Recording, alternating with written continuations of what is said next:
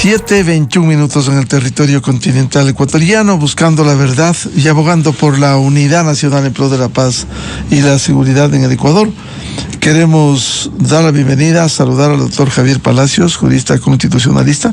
Lo invitamos para analizar el tema de las funciones del Estado, la independencia judicial, lo que ocurriera este martes a propósito de la marcha a la Corte Constitucional encabezada por el presidente de la República, más allá de los cuestionamientos que en casuística se ha hecho a fallos de la Corte Constitucional, y podemos citar el caso del artículo 67 del matrimonio igualitario, el caso del propio juicio político al presidente Guillermo Lasso, el caso de ordenar a las funciones del Estado que creen una comisión, que han sido polémicos porque incluso eso generó votos salvados en la propia Corte Constitucional. Pero más allá de eso, ¿cómo ve usted el papel de la Corte Constitucional, que es fundamental en la estructura de un ordenamiento jurídico y para el control constitucional necesario en el país? Muy buen día. Muy buenos días, gusto compartir con usted. Bueno, como usted bien decía, más allá de los aciertos o desaciertos constitucional, este es un organismo que debe actuar de manera independiente y objetiva. Ninguna alta corte, juez en el país, debe ser objeto de presiones, de retaliaciones o de intimidaciones. La corte debe ser lo más ajena al poder de turno y actuar de manera objetiva. Hay en sí misma una marcha pacífica, una marcha en las posiciones de la Corte, no es contraria a los principios de separación de poderes. De hecho, la Corte Constitucional así lo reconoce en su comunicado. Lo que sí me parece que no está a tono con una discrepancia legítima con la Corte Constitucional es exponer los rostros de los jueces, el llegar con fuerza pública. Esto creo que ya rebasa cualquier intento de desacierto o de reclamo por las posiciones de la Corte Constitucional. Al final del día es normal en una alta corte, más aún en una alta constitucional, que existan posiciones sobre todo disonantes, en desacuerdo en temas complejos como son los que vive el país, pero el foro adecuado para discutir sobre aquello, el foro adecuado para exponer los errores de la Corte Constitucional son las públicas. Y esto creo que es una buena noticia que ayer la Corte Constitucional lo comunicó, y es que a partir del 18 de agosto se empezarán a hacer las audiencias públicas de las 3 leyes que han merecido una suspensión provisional de la norma, algunos articulados de estas leyes, porque allí la Corte Constitucional dará el espacio para que quienes acusan la inconstitucionalidad lo hagan de manera oral, y por su parte quienes defienden la constitucionalidad de las normas también expongan sus argumentos, y allí sí es el foro adecuado para el efecto. No sería bueno, como señalábamos, hay este tema polémico de las 3 leyes que han sido, en un caso suspendida provisionalmente y el otro se aceptó las medidas cautelares, llenarse de sólidos argumentos para convencer y hacer entender a los jueces y al país de la necesidad, sí, estas leyes que rigen, algunas suspendidas parcialmente, si son necesarias, como se ha argumentado, en medio del conflicto armado interno. Por supuesto que sí, Miguel. Ahora el espacio ante la Corte Constitucional va a ser el momento en el que tanto la Asamblea Nacional y el Ejecutivo deberán exponer todos los argumentos y explicarle a la Corte Constitucional 2 cosas sustanciales. Primero, ¿por qué la Corte incurrió en un error al suspender las normas? Esto deben exponerles quienes defienden que ha sido incorrecta la medida cautelar ordenada por la Corte Constitucional. Y por otro lado, lo más importante en esta etapa es reforzar la idea de por qué son constitucionales estas normas. Allí el Ejecutivo y el Legislativo tienen una tarea importante para exponerle allí a la Corte con seguridad en esta audiencia pública. Por lo general está solo el juez ponente, y yo creo que por la trascendencia del caso van a estar los 9 magistrados de la Corte Constitucional. Esto es una posibilidad, y allí la Corte va a escuchar los argumentos, y allí es el foro necesario para que tanto el Ejecutivo y el Legislativo expongan los argumentos y le expliquen a la Corte Constitucional. Ahí hay un tema también, Miguel, que es importante. Muchos de los argumentos es la situación que vive el país, que estas son normas no emitidas en un contexto ordinario, sino en un contexto extraordinario. Bueno, aquí es el foro para que expliquen cuál es este contexto extraordinario y por qué estas normas buscarían un fin constitucionalmente válido que haga que la Corte Constitucional ratifique su constitucionalidad, y puede ser a través de dos formas. La una es diciendo que la norma tal y cual está es constitucional, o la otra es que la Corte Constitucional opte por emitir una decisión modulativa. ¿Qué significa esto? Que la Corte Constitucional diga que la norma es constitucional siempre y cuando se lo entienda bajo la interpretación que la Corte exponga en su sentencia.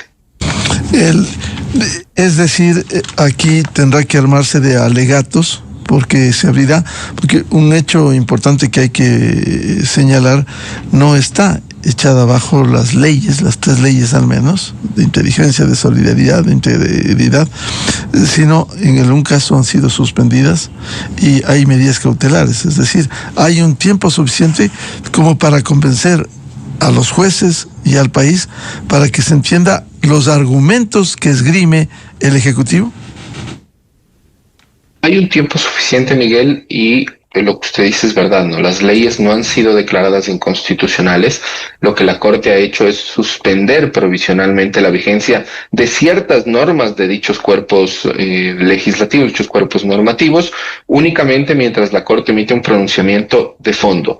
Ahora es el momento para explicarle a la Corte Constitucional el por qué la Corte debe, insisto, ratificar la constitucionalidad de la norma, sea con el texto íntegro o sea a través de una sentencia modulativa. Pero esto será a través de argumentos que deben exponerlos en audiencia pública, porque por otro lado también tendrán los argumentos de quienes han propuesto las demandas en los que acusan la inconstitucionalidad de las normas. El Ejecutivo y el Legislativo se enfrentan en distintos casos, en las distintas normas, de escenarios diferentes. Por ejemplo, en la Ley de Solidaridad, el Ejecutivo enfrenta una disyuntiva constitucional interesante.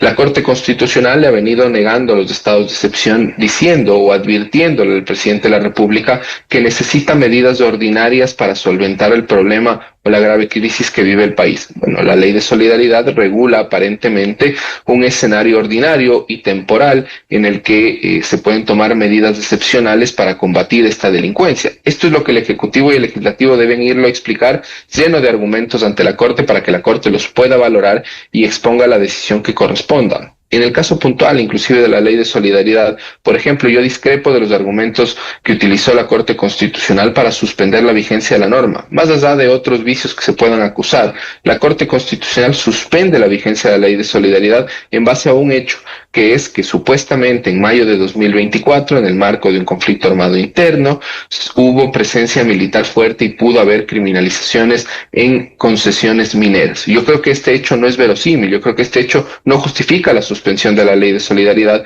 porque en esas concesiones mineras, con o sin estado de excepción, era necesaria la presencia de las fuerzas públicas debido a la presencia de de mineros ilegales que acechan en la zona y que es un problema crónico del país. Entonces me parece que la Corte ahí hace una referencia indebida, pero eso también es parte de la tarea de quienes ejerzan las defensas públicas, tanto de la función legislativa cuanto de la función ejecutiva, el día que la Corte convoque audiencia. Efectivamente, en el fallo de la Corte Constitucional, y este es el pronunciamiento de la Corte que tengo en mis manos, el segundo tribunal de la sala de admisión, mediante auto, en el caso 5725, resolvió suspender provisionalmente los artículos de la Ley de Solidaridad 6, 9, 13 y 14, y admitió otras demandas sobre la Ley Orgánica de Integridad Pública. Es decir, esto que hiciera inicialmente la Corte es susceptible de cambios. A ver, al ser una medida cautelar, la Corte en cualquier momento puede revocar la medida cautelar y quitar la suspensión provisional de la norma. Sin embargo, en la práctica la Corte no lo ha hecho. Cuando la Corte Constitucional ha concedido la suspensión provisional de la norma, lo que hace por regla general es priorizar el tratamiento del caso, es decir, darle un tratamiento más célere que otros procesos, de tal forma de que se pueda tener una decisión de fondo lo más pronto posible. Y ese sí es el llamado a la Corte Constitucional, más allá de que ha convocado audiencia, lo cual me parece correcto, insisto, allí se va a fomentar el debate constitucional, ahí es el foro para discutir sobre las posiciones equivocadas o no de la Corte o equivocadas o no de los demandantes y demandados. La Corte sí debe priorizar, porque el país no puede estar en zozobra sobre qué pasará son las disposiciones que han sido suspendidas de parte de la Corte Constitucional y también de aquellas que no han sido suspendidas, Miguel, porque eso también hay que decirlo. En la Ley de Integridad Pública, por ejemplo, la Corte Constitucional al día de hoy únicamente ha suspendido la vigencia de la disposición general primera, la disposición transitoria, que preveía que las cooperativas o ciertas cooperativas, según una metodología que tenía que aprobar la nueva Junta de Regulación y Política Monetaria y Financiera, podían pasar a ser bancos. Como esa norma tenía que aplicarse en el plazo de un mes, la Corte Constitucional suspendió esa norma, pero no existe otra norma de la Ley de Integridad Pública que está suspendida, pero sí se están aplicando las reformas del COIP, se está aplicando ya las reformas de la Ley del Sistema Nacional de Contratación Pública, se están aplicando los temas laborales del sector público. Entonces, esto también es importante porque la Corte debe entender que no puede vivir en una constante zozobra del país y necesita una respuesta definitiva, cualquiera que ésta sea. Claro, esa fue una decisión polémica la que usted cita, cuando el primer tribunal de la sala de admisión, mediante auto del caso 6025, suspendió provisionalmente, más aún cuando hubo argumentos de la necesidad del control, porque aquí puede incidir, como es otro caso, la implicación que tuvo la decisión, que también fue cuestionada en su momento, de dar paso al juicio político del presidente Lasso. Y allí están las consecuencias. Empezó por algunas presunciones, que fue al juicio, muerte cruzada, cierre de la asamblea, elecciones anticipadas. Es decir, esto tiene su impacto, doctor Palacios. Sin duda alguna, Miguel, hay decisiones que son correctas, hay otras que no son correctas, son decisiones polémicas que ameritan el debate, pero precisamente el rol demócrata es respetar las decisiones de la Corte, aun cuando creamos que son incorrectas. En el caso del presidente Lasso, cuando se autorizó el juicio político, en mi opinión, de manera equivocada de parte de la Corte Constitucional, esto tuvo consecuencias en el país. Y recordemos también en ese momento que el presidente Guillermo Lasso también hizo un reclamo formal a la Corte Constitucional, inclusive le mandó una carta a la Corte Constitucional diciéndole que no se excedan en sus competencias. Es legítimo discrepar, insisto, pero hay que respetar las decisiones. Lo propio el presidente Daniel Noboa, es legítimo que él discrepe de las decisiones de la Corte Constitucional, pero la Corte debe ser independiente y debe darse las garantías para que la Corte pueda ser independiente. ¿En dónde es el foro para rebatir las decisiones de la Corte Constitucional? En la audiencia pública. Allí es una tarea del secretario jurídico de la Presidencia de la República y de quien ejerce la defensa técnica de la Asamblea Nacional, rebatir y exponer por qué la Corte Constitucional se ha equivocado en su criterio. Y eso no podemos desatender. Está bien manifestar todas las discrepancias que creamos, pero también tenemos que ser técnicos en el debate, porque muchas veces, más allá de que no estemos de acuerdo en la decisión de la Corte, lo que la Corte hace es simplemente actuar en base al ordenamiento positivo, en base al ordenamiento jurídico. Y si existe otra salida que la Corte no la haya visto, es tarea del abogado que ejerza la defensa técnica exponerla. Y allí, Miguel, será muy importante el rol que tenga, insisto, la Secretaría Jurídica de la Presidencia y el abogado de la Asamblea Nacional en las audiencias públicas. Doctor Javier Palacios, en el caso específico de estas tres leyes, ¿cuál debiera ser el tratamiento que debe dar la Corte Constitucional?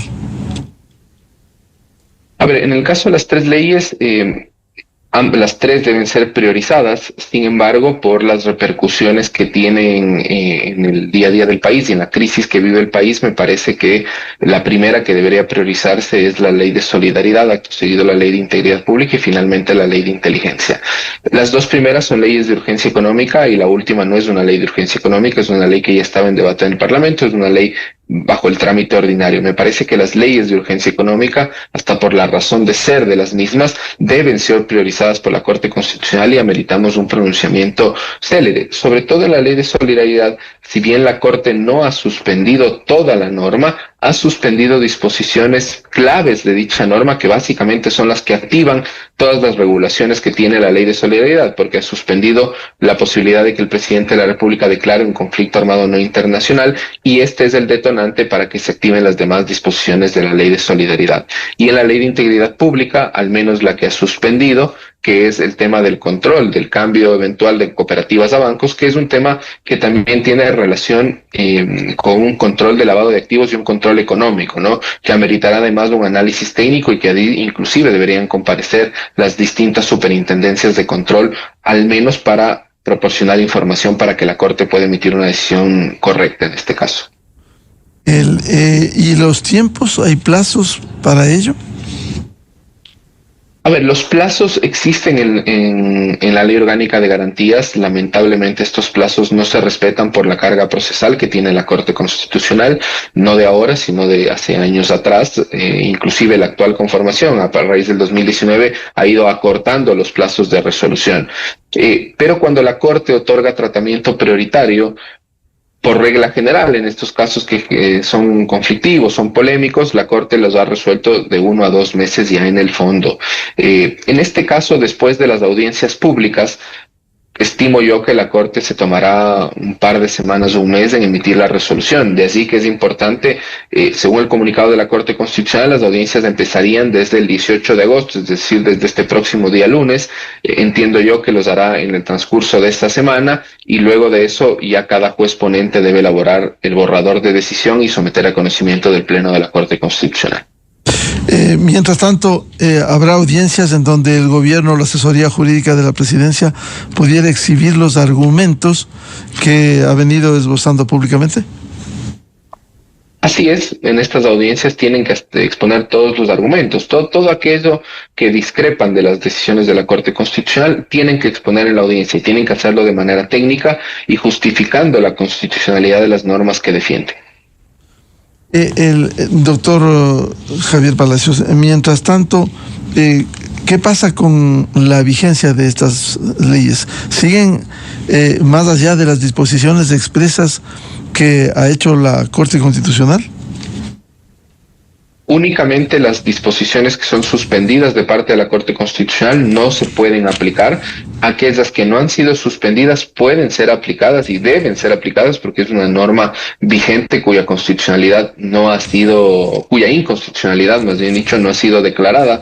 Por ejemplo, en el caso de la Ley de Integridad Pública, básicamente todo el cuerpo normativo está vigente, a excepción de la disposición que prevé que las cooperativas puedan transformarse a bancos. De allí, casi todas las normas están vigentes, empezando las de la estabilidad del sector público, las de la ley del Sistema Nacional de Contratación Pública, que es una ley muy importante. Dicho sea de paso, la ley del Sistema Nacional de Contratación Pública introduce cambios sustanciales muy importantes en el sistema de compras públicas y estas ya son de aplicación. Inclusive las de algo que ha sido bastante cuestionado, que es la de la estabilidad de los servidores públicos, es aplicada y puede continuar ser aplicada porque el tribunal, me parece que fue el tercer tribunal de la sala de admisión, negó expresamente la suspensión provisional de la norma. Inclusive, Miguel, algo que tampoco se ha comentado, pero que la Corte Constitucional también negó la suspensión provisional de la norma, es la declaratoria de emergencia de la función judicial. Esa disposición está vigente y el Consejo de la Judicatura podría ya empezar a aplicarla si es que así lo estiman sus vocales.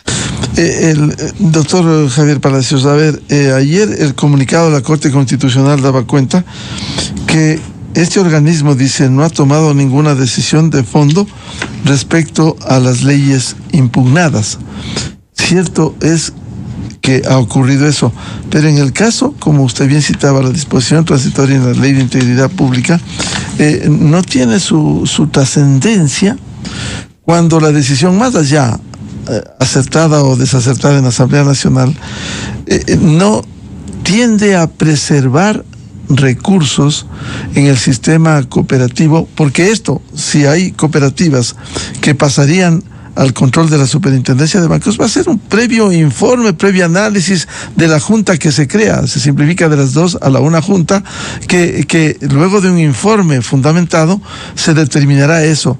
No puede haber un riesgo como se le advirtió. Recuerdo al doctor Ali Lozada Prado, se le advirtió en el tema del juicio político al presidente Lasso las consecuencias.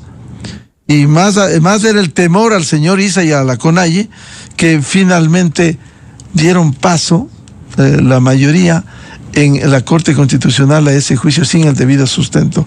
Entonces, no es bueno meditar, reflexionar sobre estas decisiones que pueden tener incidencia posterior en el tema, específicamente en la suspensión temporal de esta disposición general.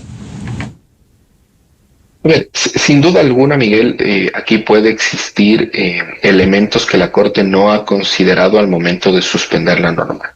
El argumento de la Corte Constitucional para suspender la disposición transitoria que prevé que las cooperativas pueden convertirse a bancos es un argumento temporal. ¿Por qué es temporal? Porque la Corte lo que dice es que esta disposición tenía que aplicarse en un mes y evidentemente la Corte Constitucional, desde que admite a trámite la demanda, no va a pronunciarse en un mes. Entonces, que cualquiera que sea la decisión de la Corte Constitucional puede tornarse ineficaz. Ahora, el Ejecutivo y el Legislativo pueden explicarle a la Corte Constitucional cuál es la necesidad de esta norma y por qué no es necesario una suspensión. Pero esta ya es una tarea técnica en la que se debe exponerle a la Corte el por qué es necesario que ciertas cooperativas, porque si usted ve la disposición, se señala que es para garantizar la estabilidad financiera, los derechos de los, en este caso los socios de las cooperativas, que sería el símil de los depositantes en los bancos, se van a convertir a banco. Pero esto debe explicarle cuál es la necesidad para que la Corte lo valore, inclusive que le dé un tratamiento más célere de ser el caso para que se ratifique la constitucionalidad, si así la Corte lo estima, y se pueda aplicar esta norma. De así que yo lo que mencionaba es que inclusive sería muy útil si el Ejecutivo presenta a través de las distintas superintendencias, tanto de bancos cuanto de las SEPs, la Superintendencia de Economía Popular y Solidaria, información que dé cuenta a la Corte Constitucional dos cosas. Primero, por qué es viable esta transformación, por qué no transgrede ningún precepto constitucional. Y segundo, por qué se vuelve necesaria esta transformación en las circunstancias actuales que vive el país. Y el tema de la independencia, que es el tema primigenio, doctor Javier Palacios, ¿cómo logra? Se ha invocado mucho el respeto a la independencia de las funciones del Estado, el respeto a las decisiones de organismos como la Corte Constitucional. Pero esto hay que observar en todos los sentidos. Y vemos, por ejemplo, que la función judicial sufre una crisis profunda. Ahí tenemos ejemplos, casuística, jueces que están presos en la cárcel por corruptos, jueces venales, que admitieron el cometimiento de delitos aliados a la delincuencia organizada.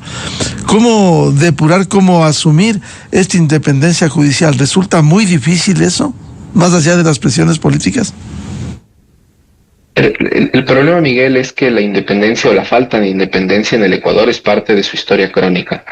Yo creo que se debe reforzar la independencia de las altas cortes. Yo en el caso puntual de la Corte Constitucional, con aciertos y desaciertos, creo que lejos es una mucho mejor Corte Constitucional que aquella que fue cesada de manera anticipada en el año 2018-2019 a propósito de la consulta popular. Se debe reforzar y se debe dar las garantías a esta Corte. No está bien ni intimidar a la Corte ni exponer los rostros de los magistrados. Los magistrados son públicos, los magistrados están en las audiencias, los currículos de los magistrados están en la página web de la Corte Constitucional, no es que están escondidos, pero se debe garantizar la independencia y se debe respetar las decisiones de las altas cortes, nos guste o no nos guste. Pero esto no significa también, Miguel, a la par de lo que usted bien señala, ¿no? Que el sistema judicial en general requiere una evaluación profunda y se debe evaluar a todos los jueces y magistrados, sobre todo la función judicial, porque hemos visto casos purga, casos metástasis, etcétera, en los que lamentablemente un gran número de magistrados están guardando reposo en las distintas prisiones del país por estar inmiscuidos en actos de corrupción. Y lo más grave es que muchos de ellos en temas de narcotráfico inclusive. Entonces, sí debemos regresar a ver a una evaluación profunda al sector justicia, un sector justicia que está en emergencia, y eso es donde, en este caso, los vocales del Consejo de la Judicatura o quienes le sucedan, porque estamos a puertas de la elección de un nuevo Consejo de la Judicatura, deben empezar una depuración, pero primero, y la tarea más importante que tendrán, es nombrar a los jueces de la Corte Nacional de Justicia, porque seguimos teniendo jueces encargados y esto no es posible en una alta corte. Y en el caso, de la Corte Constitucional, son jueces titulares a quienes debemos respetar su independencia judicial y permitir que fallen conforme la Constitución y de manera objetiva. Obviamente hay que reclamar en los foros correspondientes cuando existen excesos, que de hecho los ha habido de la Corte Constitucional y también de la Corte Nacional de Justicia. Doctor Javier Palacios, y a propósito del tema de la Corte Constitucional que ha sido cuestionada desde el Ejecutivo, ¿qué piensa usted de la pregunta 6? No conocemos todavía los anexos para hacer un mejor juicio de valor, pero la pregunta 6 que anunciar el propio presidente de la República de que los jueces de la Corte Constitucional sean también considerados como autoridades sujetas a juicio político. ¿Qué piensa usted? A ver, de primera vista creo que no es correcto someter al control político a los altos magistrados, más aún de una Corte Constitucional, que por esencia es contramayoritaria, ¿no? No responde a un poder político de turno ni a una mayoría democrática. El rol de la Corte en estos casos es defender a rajatabla la Constitución. Esto no quiere decir que no existan sistemas en los que exista control político a los altos magistrados. No necesariamente en países como Venezuela, Honduras o Nicaragua. También existe, por ejemplo, en los Estados Unidos a la Corte Suprema. El problema ahí, más que el control, radica en la madurez de las sociedades. No sé si el Ecuador tiene una madurez política para que tengamos un control a través del Parlamento a las distintas cortes. En este caso se propone a la Corte Constitucional y deberemos de entender también las causales, Miguel, ¿no? Bueno, en el Ecuador ya tuvimos un control político que fue el Tribunal Constitucional y lo que ocurría es que se declaraban anticipados los periodos de los miembros del Tribunal Constitucional y así se nombraban a los nuevos magistrados que les iban a suceder. Creo que es una propuesta que merita un poco más de reflexión de primera mano. Insisto, no creo que nuestro Parlamento sea el más óptimo para juzgar políticamente a los altos magistrados. Podría ser una interferencia, pero también hay que ver cuáles son los anexos que el presidente de la República emite en la consulta popular, ¿no? Al día de hoy no conocemos ni siquiera cuáles serían las eventuales causales que el presidente quiere instaurar como motivos de un enjuiciamiento político a los altos magistrados de la Corte Constitucional. Ahora, en ese sentido, ¿qué cree que debe pasar?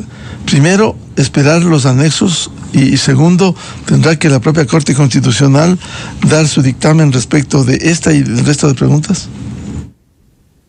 Así es, tendremos que esperar los anexos. Las dos únicas preguntas que tenemos certeza son las de las bases militares y la de los partidos políticos, por cuanto esto simplemente es un referéndum ratificatorio respecto de las reformas parciales a la Constitución. Debemos esperar los anexos por una razón también, Miguel, y es que en función de ellos se puede determinar si el camino es la enmienda constitucional, que parecería ser que es lo que sugiere el presidente de la República, o es la reforma parcial a la Constitución. Es importante mencionar que la Corte Constitucional actual, la conformación 2019, quiero decir, no es la primera vez que tendría en sus manos una pregunta sobre enjuiciamiento político a las altas cortes. La Corte ya se pronunció sobre este tema, al menos en términos generales, en el dictamen del año 2019, en el 419 RC, y la Corte Constitucional dijo que procedía el enjuiciamiento político, pero a través de una reforma parcial a la Constitución, que esto implicaría que haya un debate en la Asamblea y luego del debate en la Asamblea, en caso de ser aprobado,